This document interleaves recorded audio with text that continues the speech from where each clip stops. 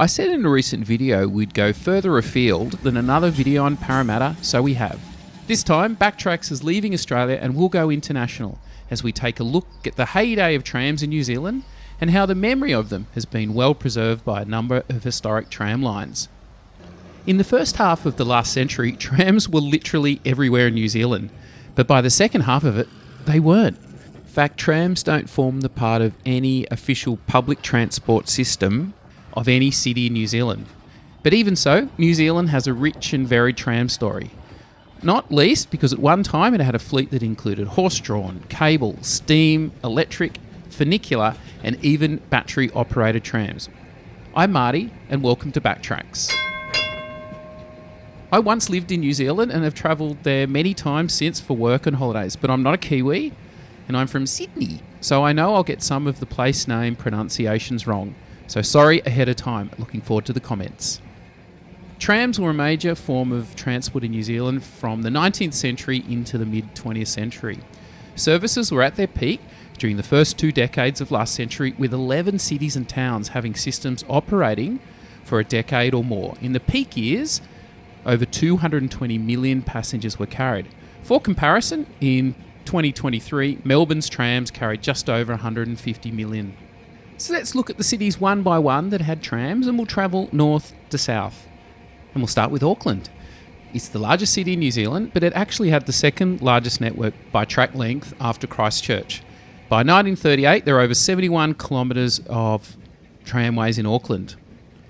A privately owned horse-drawn tram started in 1884, and the first electric system followed in November 1900. And it was expanded until the mid-1930s and continued through to December 1956.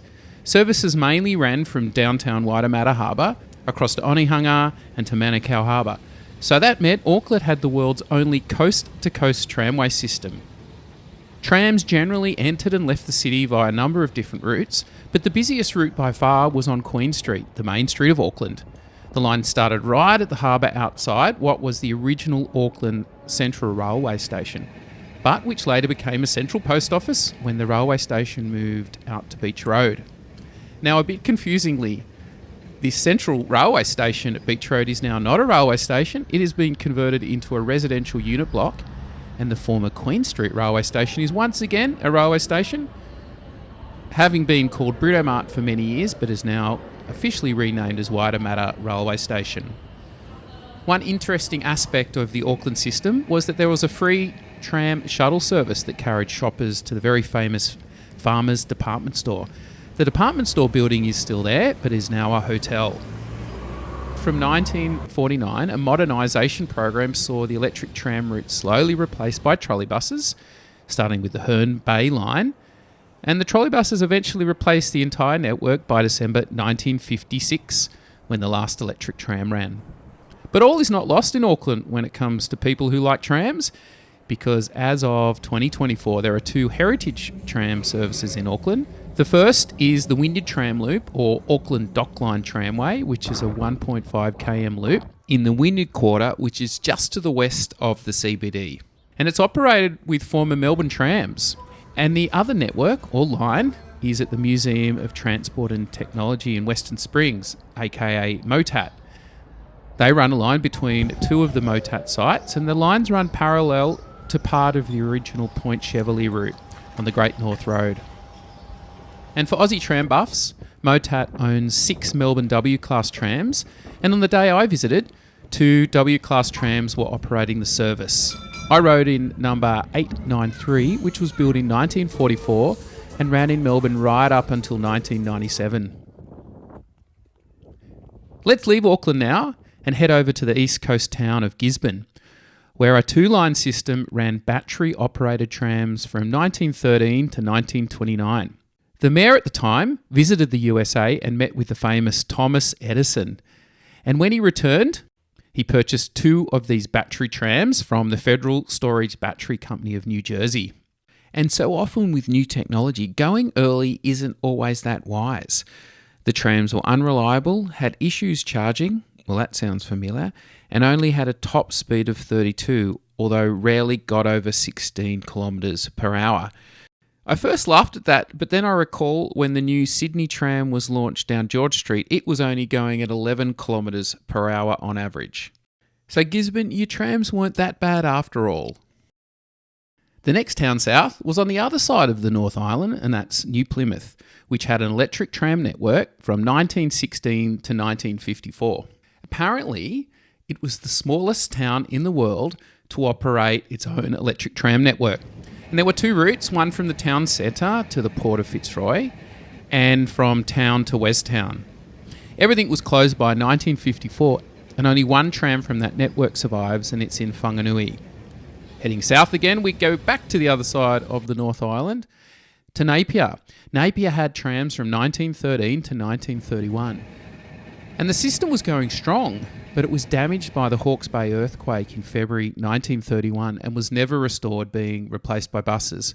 And there was a considerable debate about removing the trams and their tracks and their overhead lines. But they stayed in place for about 5 years after the earthquake, when the final decision came to remove them.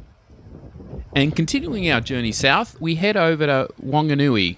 And by 1912, all 12 trams that ever existed in the network were built.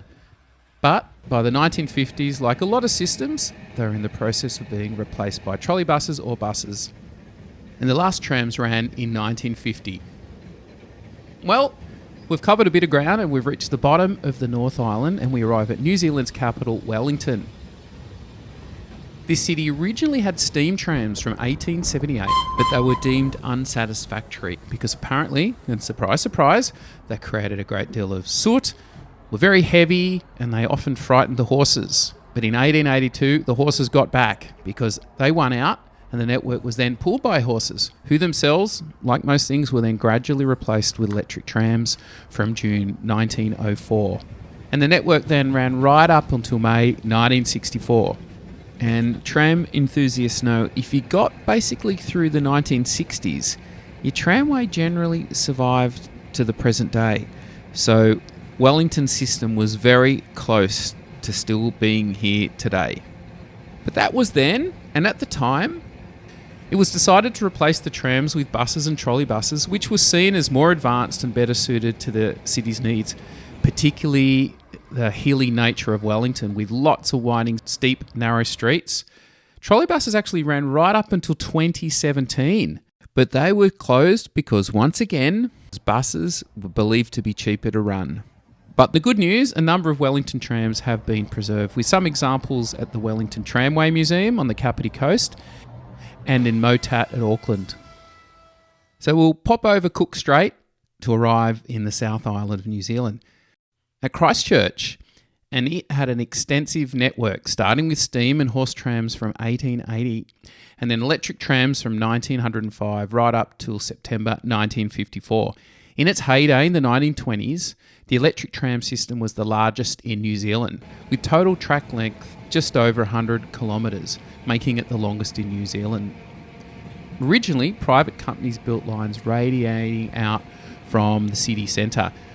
Then in 1903, the Christchurch Tramway Board was established to take over the companies and electrify the systems. And it was a very big business, this Christchurch Tramway Board. In fact, in 1920 it employed 530 people, which was the largest employer in the city. And by the end of World War II, however, the tramway system was worn out, like many, and the decision was ultimately made to close it down and replace the trams with an all-diesel bus fleet, except one or two lines were replaced with trolley buses. But the great news about Christchurch tramways is that in 1995, a Central City Loop heritage tram was reopened in the centre of the city as a tourist attraction, and it's now been extended with a 1.4 kilometre loop down High Street, which was opened in February 2015.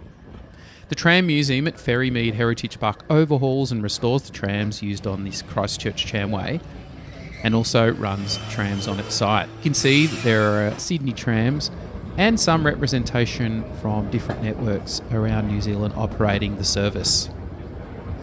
And now we get to the final two, right at the bottom of the South Island. And this is one of the more interesting ones, and that's Dunedin. Dunedin's tramway service started way back in 1881. which was a cable tram system, very similar to the famous San Francisco cable car system. Dunedin's cable trams ran from 1881 all the way up to 1957. Isn't this great footage? Imagine if Dunedin had kept one or two of its lines. What a great tourist attraction they would be today. But in 1900, it was decided future lines would be built with a more modern electrical system. In fact, the first electric tram in New Zealand, as I mentioned, did run in Dunedin up to Maori Hill from 1900. And to finish the story of trams in New Zealand, we reach Invercargill. And like all New Zealand trams seem to have some claim to fame, this one was pretty famous too because it was the southernmost electric tram system in the world. It was a standard gauge line, and horse trams run from 1881 to 1912 and electric trams from 1912 up to 1952. And yep, you guessed it, they were replaced then by buses. The network operated two routes, one between Georgetown and Waikiwi and between North and South Invercargill. The first lines closed in 1947 and the last line closed in 1952. The great news is some of the trams are still remaining. Burnie number 15 tram was rescued by Christchurch-based Heritage Tramways Trust. And finally, I haven't covered every single line, but there were a number of horse tramways in New Zealand, particularly over in the West Coast. We could cover that another time. Well, there you have it. BackTracks went international, and what better place to go on its first trip was to New Zealand because it has one of the more interesting tram histories of any place in the world, in my opinion. And as always, thank you for the information, video and audio sources for this video. And hopefully we'll see you again sometime soon when we have another look at public transport in Australia and New Zealand and beyond. Hari Ra.